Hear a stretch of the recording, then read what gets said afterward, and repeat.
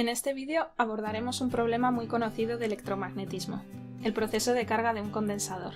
Nuestra intención es presentar primero la teoría que nos permitirá calcular la variación de los campos y posteriormente realizar una comprobación experimental. Vamos a suponer que deseamos cargar el condensador de la figura con un generador capaz de suministrar una corriente constante en todo el proceso. Es lo que comúnmente llamamos una fuente de corriente. Si aplicamos la definición de corriente eléctrica, podemos determinar la variación de la carga con el tiempo. Si nuestro condensador tiene una capacidad C, entonces la diferencia de potencial entre las placas será la siguiente.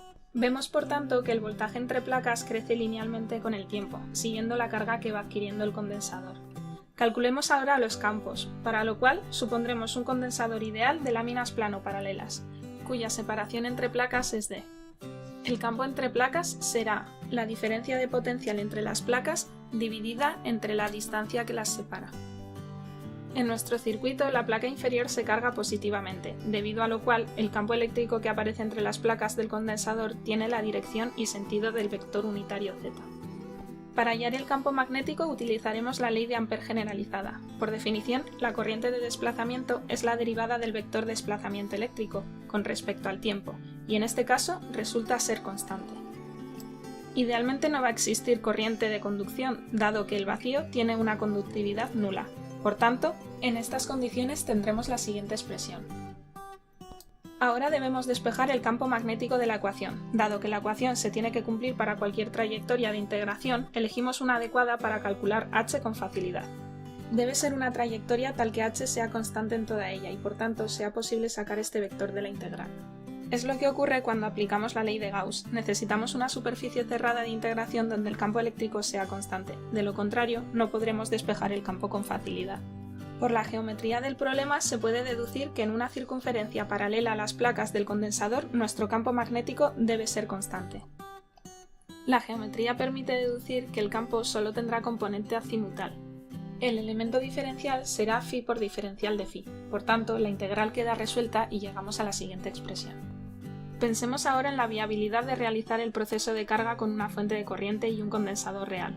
Si quisiéramos montar el circuito de verdad, nos encontraríamos con un problema. Estaríamos intentando mantener indefinidamente una corriente continua en un circuito que realmente está abierto. Podemos establecer las ecuaciones que queramos, pero en la práctica no existe ninguna fuente de corriente que pueda hacer tal cosa. En todo caso, nuestro condensador comenzará a cargarse hasta llegar a su límite máximo permisible de voltaje, y se sobrecalentará, pudiendo incluso estallar. Podríamos usar una fuente de corriente que tenga un dispositivo para limitar el voltaje máximo aplicado, pero si realmente queremos cargar un condensador, es más razonable emplear directamente una fuente de voltaje. De este modo, podremos asegurarnos de que no excedemos el límite máximo de voltaje que admite el condensador. Consideremos ahora un nuevo circuito en el que conectaremos a nuestro condensador una fuente de voltaje en serie con una resistencia. ¿Por qué incluimos una resistencia? Pronto tendremos ocasión de explicarlo. El campo que aparecerá entre placas durante el proceso de carga es variable con el tiempo, lo cual va a originar una corriente de desplazamiento. Siguiendo la ley de Kirchhoff para el voltaje de la fuente vendrá dado por la siguiente expresión. Integrando nuestra ecuación diferencial llegamos rápidamente a una expresión para la carga del condensador en función del tiempo. Por tanto, la diferencia de potencial entre las placas del condensador será de la siguiente manera. Esta expresión resulta bastante más razonable que la anterior. Ahora vemos que la tensión en el condensador no crece indefinidamente, sino que tiende a alcanzar la tensión de la fuente cuando llega al estacionario. Este resultado es bastante lógico. A fin de cuentas, una vez finalizada la carga del condensador, la corriente deja de fluir por el circuito y, por tanto, no hay caída de tensión en la resistencia. Ahora podemos ver con más claridad por qué hemos necesitado una resistencia en nuestro circuito. Si no la hubiéramos incluido, habríamos llegado a un resultado paradójico. Por un lado, el voltaje de la fuente es constante, pero por otro lado, ese mismo voltaje debería cambiar con el tiempo porque estamos en un proceso de carga. Hay más razones de tipo práctico para justificar la inclusión de nuestra resistencia en el circuito, pero es mejor que lo veamos en nuestra parte experimental. De momento terminemos este tratamiento teórico con el cálculo de los campos. Ahora que ya sabemos la diferencia de potencial entre las placas, para el campo eléctrico nos queda la siguiente expresión. El campo magnético lo podemos obtener con la ley de Ampère, como antes. Comencemos calculando la corriente de desplazamiento. Por tanto, utilizando la misma trayectoria de integración que antes, el campo magnético será el siguiente. Nuevamente obtenemos un resultado más razonable que el anterior. Esta vez el campo magnético se anula una vez finalizada la carga del condensador, es decir, cuando el tiempo tiende a infinito, lo cual es consistente con el hecho de que se anule la corriente de conducción por el hilo del circuito.